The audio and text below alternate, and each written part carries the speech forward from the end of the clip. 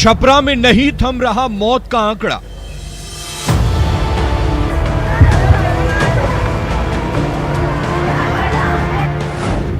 लगातार हो रही है लोगों की मौत।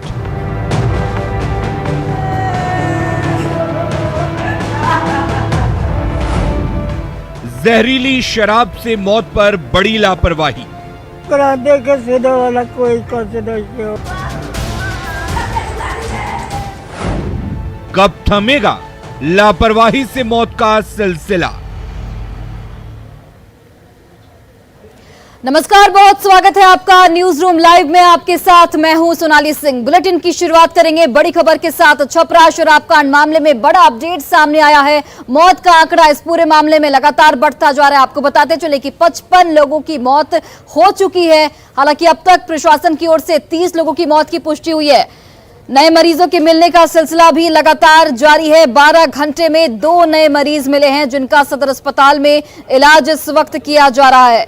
एक की आंख की रोशनी जाने की भी खबर यहां पर सामने आई है। तो छपरा शराब कांड मामले पर ये बड़ी जानकारी आप तक पहुंचा रहे हैं। मौत का आंकड़ा लगातार बढ़ता जा रहा है। अब तक जो जानकारी निकलकर सामने आई है, 55 लोगों की मौत हो चुकी है। नए मरीजों के मिलने का भी सिलसिला लगातार जारी है।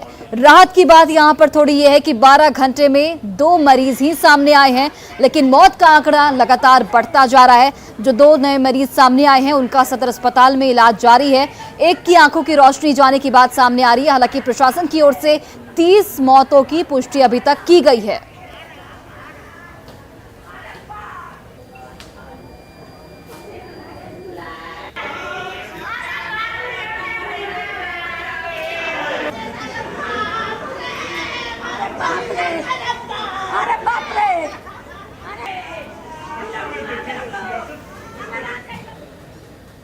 और देखिए, छपरा शराब कांड मामले में मौत का आंकड़ा लगातार बढ़ता जा रहा है। वहीं पर नए मरीजों के मिलने का भी सिलसिला लगातार जारी है। ईसुआपुर सामुदायिक केंद्र अस्पताल का जायजा लिया हमारे सहयोगी रवीश नारायण ने। में जहरीली शराब से हो रही मौत की संख्या जो है वो लगातार बढ़ती जा रही है। ये संख्या जो है 50 पार कर चुका है, 54-55 के लगभग पहुंच चुका है। अभी हम ईसुआपुर प्रखंड में हैं और ईसुआपुर का प्राथमिक स्वास्थ्य केंद्र है और अभी जो जानकारी मिली है कि यहाँ पे एक व्यक्ति की मौत और हुई है और एक जो है वो सीरियस है, जो यहाँ पे भर्ती के लिए लाया गया है। जिस ढंग से लगातार जो यहाँ से आंकड़े आ रहे हैं, अब नए नए प्रखंडों से जो है वो निकलने शुरू हुए हैं और ये आप देख सकते हैं कि ईसुआपुर जो प्राथमिक स्वास्थ्य केंद्र है वहाँ पे एक व्यक्ति पहुंचा है, युवा है जो सीरियस अवस्था में है और यहाँ से रेफर करने की जो है वो तैयारी है छपरा सदर अस्पताल। तो ये कहाँ से आई बनी? ईसुआपुर से, सिसवा से। सीरियस बने? हाँ। कब पीले रहन? पियल हम सर नहीं जाना जे कब पियले रहे। 4 बजे तक घर चल चहु पले। अब मने उल्टी होत रहे तो हम कहनी जाएंगे, मने उल्टी होता, ठंडी उंडी लागल बा तो ठीक हो जाई। तो सवेरे डॉक्टर बोला कि सुई दिया हो। डॉक्टर कहला जब हमरा कब से सीरियस हुए? सीरियस मने 4 बजे से मने भइल बा। तो ये कल पे थे कि परसों? परसों अब घर से बाहर, अब परसों पीने। परसों पीने आज असर कर रहा है। हाँ। तो ये रात से शुरू हुआ है। अच्छा, रात में शुरू हुआ है। तो अभी कहाँ ले जा रहे हैं? अभी छापरा ले जाएंगे। छपरा ले जा रहे हैं। ये किन के बेटे हैं? राजनाथ राय चौकीदार हैं जी। तो वो यहाँ पे इस थाने में चौकीदारी करते हैं? जी। उन्हीं के बेटे हैं? हाँ। देखिए, चौकीदार के बेटे हैं और इन्होंने परसों शराब पी थी। जहरीली शराब का सेवन हुआ था और जिसके कारण जो है ये बिल्कुल गंभीर अवस्था में है। यहाँ पे वहाँ पे कैसे मतलब खुलेआम शराब मिल रही है? दरोगा जी, ये कहाँ ले जा रहे हैं इनको? सदर अस्पताल में। यहाँ पे सुबह में एक और आदमी की मौत हुई है क्या? संबंध में जानकारी नहीं, उस संबंध में जानकारी नहीं है। संबंध में इनका कहना है कि जानकारी नहीं है, लेकिन जिस ढंग से यहाँ पे अब देख रहे हैं कि जो पुलिस है वो पहुंची है और यहाँ से ले जाने की तैयारी है। सबसे बड़ी बात है कि ये जो व्यक्ति हैं वो चौकीदार के पुत्र हैं, चौकीदार जो थाने में काम करते हैं यही सबसे बड़ा सवाल है कि जिन पर आरोप लगातार रहता है कि उनकी जिम्मेदारी है, वो शामिल होते हैं, लेकिन अब उनके परिवार भी इसके जद में आने शुरू हो गए हैं। जो नए नए जो अब प्रखंड हैं, नए नए जो इलाके हैं, वहां से ये मामले जो हैं अब शुरू हुए हैं। कैमरा पर्सन सुबोध के साथ रवि एस नारायण, न्यूज़ 18 सारण। और देखिए, बिहार विधानसभा में शीतकालीन सत्र का आज चौथा दिन है और आज सदन की शुरुआत बेहद हंगामेदार रही। हालांकि कार्यवाही 12 बजे तक स्थगित कर दी गई है। आपको जानकारी देते चले कि छपरा शराब कांड को लेकर यहां पर बीजेपी विधायकों की ओर से जोरदार हंगामा किया गया है। वेल में बीजेपी के विधायक आ गए हैं। शीतकालीन सत्र का आज चौथा दिन है। 12 बजे तक कार्यवाही को हालांकि स्थगित कर दिया गया है। हंगामे को देखते हुए आज बीजेपी के तमाम नेताओं की ओर से राजभवन मार्च भी किया जाएगा। राज्यपाल को बीजेपी का प्रतिनिधिमंडल ज्ञापन भी सौंपेगा।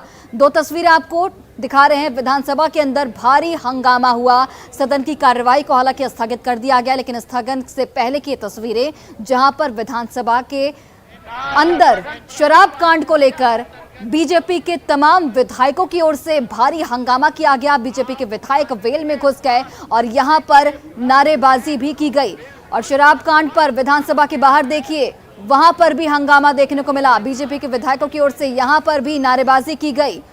शराबबंदी कांड को लेकर यहां पर हंगामा किया गया है। जिस तरीके से छपरा शराब कांड में लगातार मौत का आंकड़ा बढ़ता जा रहा है, उसको लेकर विधानसभा के शीतकालीन सत्र का चौथा दिन काफी हंगामेदार और कार्यवाही 12 बजे तक के लिए हालांकि स्थगित कर दी गई है। लेकिन स्थगन से पहले की ये 2 तस्वीरें जहां पर अंदर और बाहर जोरदार हंगामा बीजेपी के विधायकों की ओर से देखने को मिला।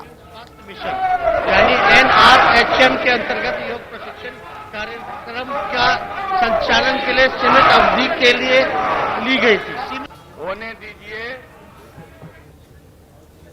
और बिहार विधानसभा के शीतकालीन सत्र का आज चौथा दिन है। चौथे दिन भी हंगामेदार शुरुआत रही। 12 बजे तक की हालांकि स्थगित कर दिया गया है, लेकिन ये 3 तस्वीरें आपको दिखा रहे हैं। 3 तस्वीरों के जरिए समझिए। शीतकालीन सत्र के पहले दिन यानी कि 13 दिसंबर को कानून व्यवस्था सहित कई मुद्दों को लेकर विपक्ष ने सरकार को घेरा है।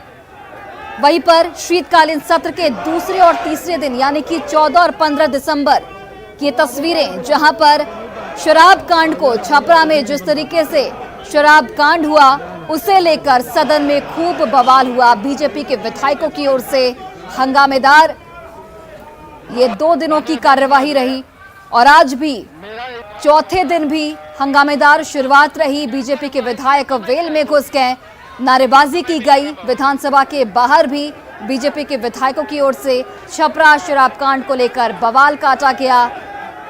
हाथों में तख्ती लेकर बीजेपी विधायक विधानसभा पहुंचे और आज बीजेपी के विधायकों की ओर से राजभवन मार्च भी निकाला जाएगा, जिसके बाद एक प्रतिनिधि मंडल की ओर से राज्यपाल फागू चौहान को समर्पण भी सौंपा जाएगा। आपको बताते चले कि ज्ञापन सौंपेंगे आज बीजेपी के तमाम विधायक राज्यपाल फागू चौहान को। तो 13 दिसंबर, 14 दिसंबर और 15 दिसंबर की ये तस्वीरें जहां पर पहले दिन कानून व्यवस्था को लेकर हंगामा किया गया और दूसरे और तीसरे दिन छपरा शराब कांड को लेकर हंगामेदार ये सत्र रहा और आज चौथे दिन भी हंगामे किए जा रहे हैं।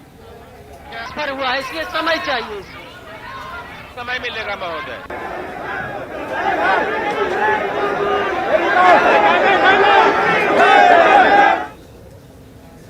और छपरा शराब कांड को लेकर नेता प्रतिपक्ष विजय सिन्हा की ओर से एक बड़ा बयान दिया गया है। विजय सिन्हा ने कहा है कि मौत का आंकड़ा 100 से भी पार पहुंच चुका है, लेकिन सरकार यहां पर मौत के आंकड़ों को छुपा रही है।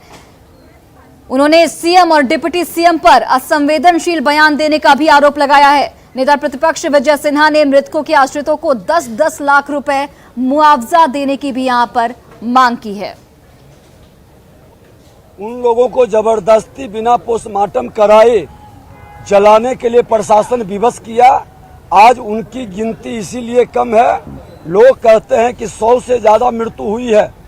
दूसरा है कि जो पीड़ित परिवार एम्बुलेंस की मांग करते रहे, जो किसी तरह से हॉस्पिटल पहुंचाए, वहां इलाज नहीं होने से मृत्यु हो गया। पूरी तरह से स्वास्थ्य व्यवस्था फेल और चरमराई है। कुछ जहरीली शराब पिए हुए लोग पटना आए, आज वो स्वस्थ भी है। जान 50 से ज्यादा की जान बचाई जा सकती थी, लेकिन स्वास्थ्य विभाग की लापरवाही, पुलिस प्रशासन की गैर जिम्मेदारी और वहां के प्रशासन के निकम्मेपनी के कारण इतनी सारी मौतें हुई है। आपका शराब कैसे बनता है, कैसे पहुंचता है, पुलिस का काम क्या है?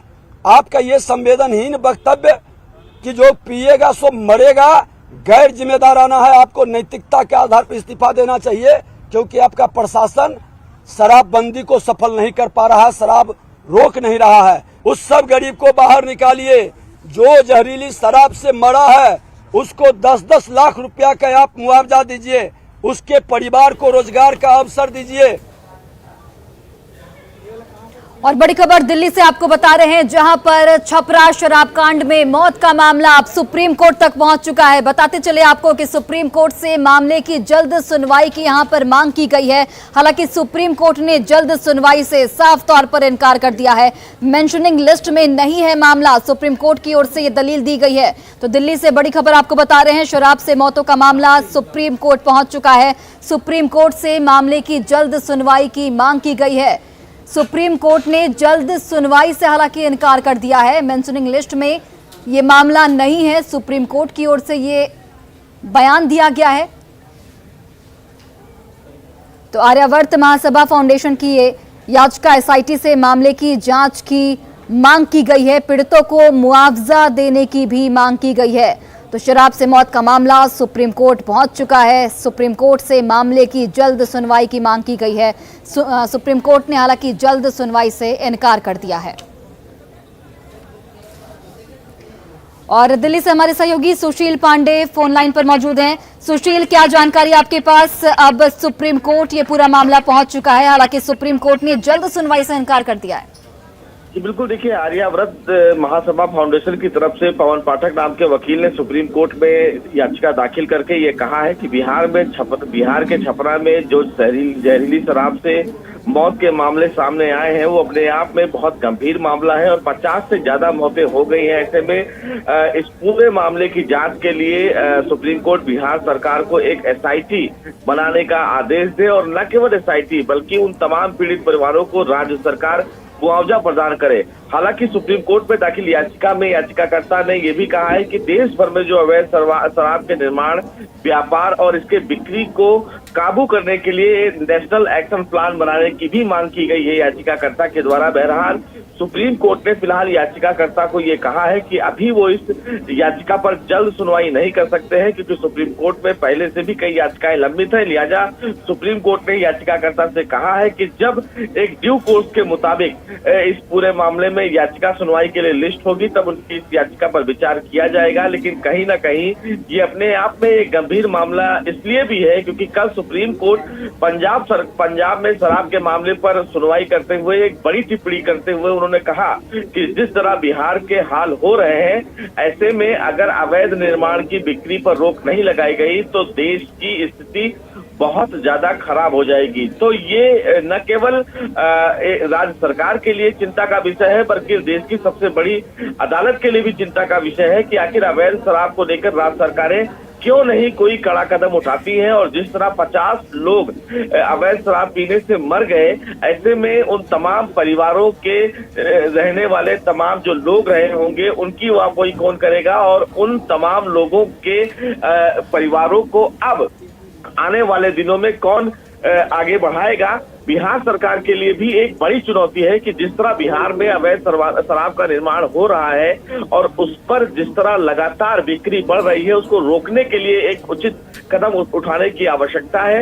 हालांकि सुप्रीम कोर्ट ने चिंता जाहिर की है और याचिकाकर्ता को ये भी कहा है कि जब वो मामला सुनवाई के लिए लिस्ट होगा तो निश्चित रूप से इस पूरे मामले पर सुनवाई की जाएगी। लेकिन अब ये जब मामला देश की सबसे बड़ी अदालत के सामने पहुंच गया है, तो ये माना जा सकता है कि छुट्टियों में, यानी कि जब ठंड की छुट्टियां सुप्रीम कोर्ट में होंगी, उस दौरान इस याचिका पर सुनवाई होगी। और ऐसे में देखना ये भी होगा कि तब बिहार सरकार अवैध शराब बिक्री को लेकर सुप्रीम कोर्ट में अपने उठाए गए कदम की क्या जानकारी देता है।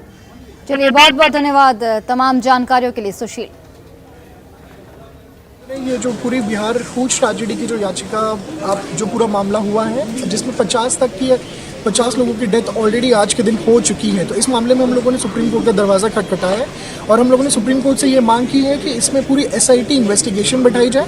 SIT इन्वेस्टिगेशन के साथ जितने भी पीड़ित परिवार हैं उनको कॉम्पनसेशन की हम लोगों ने मांग की है और साथ ही साथ हम लोगों ने जो बिहार एक्साइज एक्ट है उसको भी चैलेंज किया है हम लोग।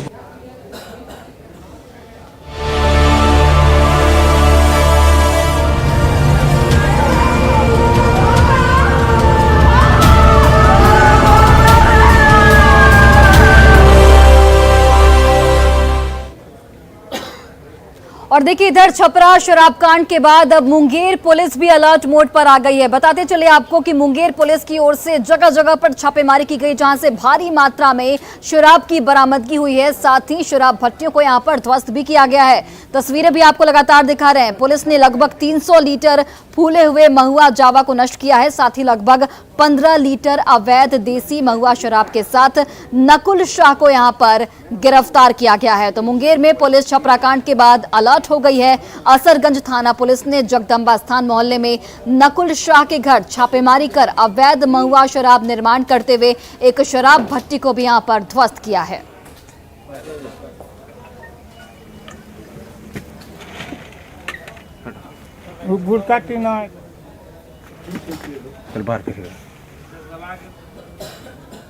और देखिए जिस तरीके से JDU और RJD के विलय की खबर सामने आ रही थी, उस खबर को CM नीतीश कुमार ने साफ तौर पर इनकार कर दिया और CM नीतीश कुमार ने कहा कि अब JDU और RJD के विलय की खबर महज एक हवाई है। इस खबर के सामने आने के बाद अब सुशील कुमार मोदी जो कि बीजेपी के सांसद हैं, उन्होंने CM नीतीश कुमार के बयान पर कई सवाल उठाए हैं। सुशील कुमार मोदी ने विलय को अवश्यंभावी बताया है CM नीतीश कुमार ने, पर सीधा निशाना साधा गया है सुशील मोदी की ओर से। सुशील मोदी ने कहा कि विद्रोह रोकने के लिए नीतीश कुमार की ओर से इस तरीके का बयान दिया गया है। तेजस्वी के नेतृत्व पर भी सुशील कुमार मोदी ने गंभीर सवाल उठाए हैं। CM नीतीश कुमार से कई सवाल भी यहां पर सुशील मोदी की ओर से पूछे गए हैं। 44 विधायकों के साथ आखिर चुनाव कैसे लड़ेंगे नीतीश कुमार, ये गंभीर सवाल सुशील मोदी की ओर से उठाया गया है। उन्होंने क्या कहा, अभी मर्जर नहीं होगा। देखिए मर्जर तो होना ही है, लेकिन अभी फिलहाल पार्टी के अंदर जो विद्रोह की स्थिति पैदा हो रही है, उस डर से उन्होंने उस विद्रोह को कुचलने के लिए, जो पलायन की स्थिति बन रही है उसको कुचलने के लिए उन्होंने इस प्रकार का बयान दिया। और भी कहा कि अभी कोई ऐसी बात नहीं है, इस भविष्य में हो सकती है बात। तो देखिए ये तो होना ही है, इसको तो कोई रोक नहीं सकता है। जब वो कह रहे कि 2025 में तेजस्वी के नेतृत्व में चुनाव लड़ा जाएगा, इसका मतलब क्या है? क्या जदयू 44 विधायकों के साथ चुनाव लड़ेगी? ये तो दोनों का विलय अवश्यंभावी है, कोई उसको रोक नहीं सकता है।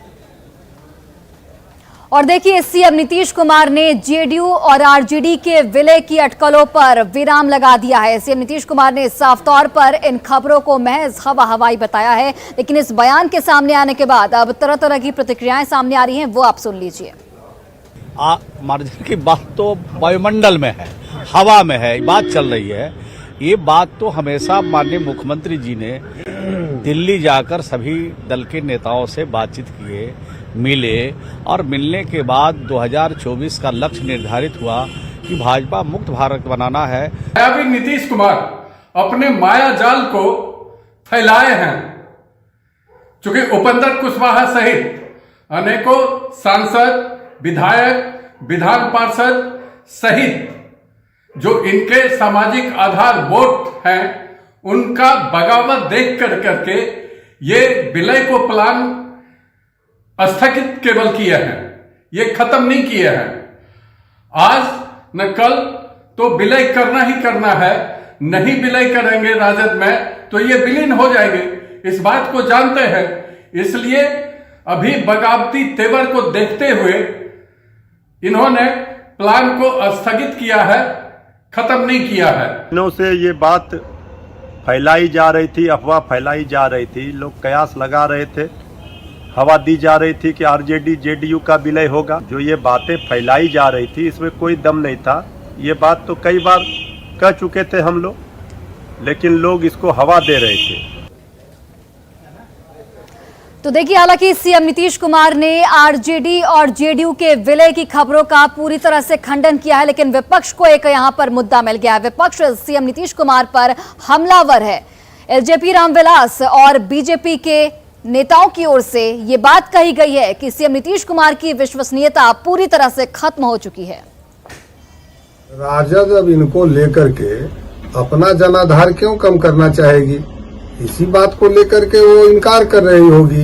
अब नीतीश कुमार जी की विश्वसनीयता पूरे बिहार में बची नहीं है, जनाधार कहीं है नहीं, तो कोई इनको मिला के उसको लाभ क्या मिलेगा? अब कल उन्होंने क्या कहा, इस बात को बिहार के लोग बिहारी अब सीरियसली लेते नहीं है। ऐसे सूरत में वो क्या बोल रहे हैं, क्या आगे करेंगे, उनको ही मालूम होगा। बिहार के लोग अब इनकी बातों को बिल्कुल गंभीरता से नहीं लेते। टीयू के अंदर इस विषय को लेकर काफी अंतर्विरोध हुआ और उस अंतर्विरोध के कारण नीतीश कुमार ने यह बयान दिया है और कहीं न कहीं हताशा और निराशा जो उनके मन में है, जिसका खींच वो विधानसभा में विपक्ष पे उतारते हैं, इसका मुख्य कारण यही है कि जो उनकी इच्छा थी कांग्रेस के दरबार में उनको सम्मान मिलने का, वो मिला नहीं। लालू से जो अपेक्षा थी कि लालू जी उनको वो सम्मान दिलाएंगे, वो दिलाए नहीं।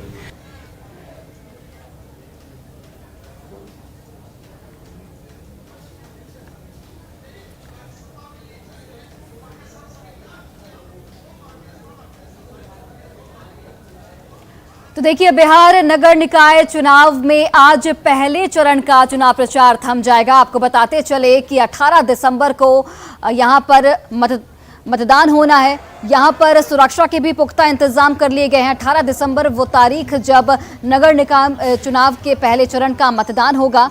आपको बताते चले कि आज पहले चरण का प्रचार थम जाएगा। 18 दिसंबर को पहले चरण के लिए वोटिंग होगी और इसके लिए तमाम सुरक्षा के भी व्यापक इंतजाम कर लिए गए हैं।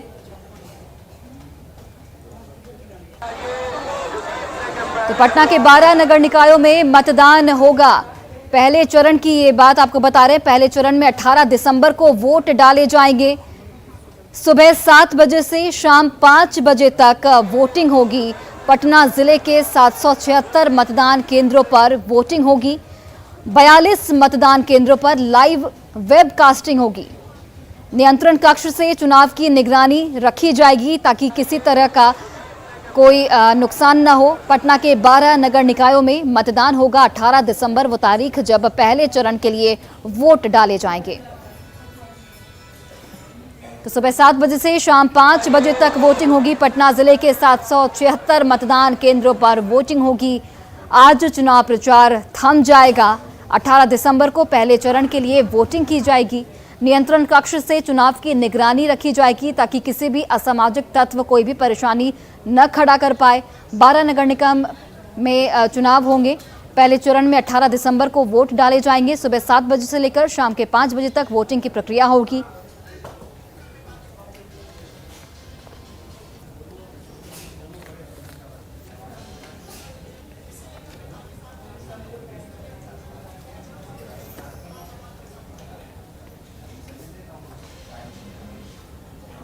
और सिवान से आपको खबर बताते हैं, जहां पर प्रेमिका से मिलना प्रेमी को बेहद महंगा पड़ गया। दरअसल जब प्रेमी प्रेमिका को मिलते हुए ग्रामीणों ने पकड़ा तो वहां पर ग्रामीणों की ओर से दोनों की शादी करा दी गई। तस्वीरें भी आपको दिखा रहे हैं। प्रेमिका से मिलने प्रेमी पहुंचा था।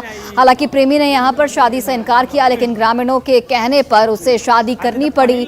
आसवा थाना क्षेत्र के देहुरा गाँव का ये मामला, जहाँ पर प्रेमी प्रेमिका मिल रहे थे, लेकिन इस दौरान ग्रामीणों ने इन्हें पकड़ लिया और दोनों की शादी करा दी गई। और ये शादी इस वक्त चर्चा का विषय बनी हुई है, क्योंकि इस शादी में पंडित को भी नहीं बुलाया गया, मंत्रोच्चारण भी नहीं हुआ, दहेज भी नहीं मिला और शादी करा दी गई। गांव वालों ने जबरन यहां पर प्रेमी जोड़े की शादी करा दी है और ये वीडियो इस वक्त सोशल मीडिया पर जमकर वायरल हो रहा है। तनमुड़ी उठाओ जी।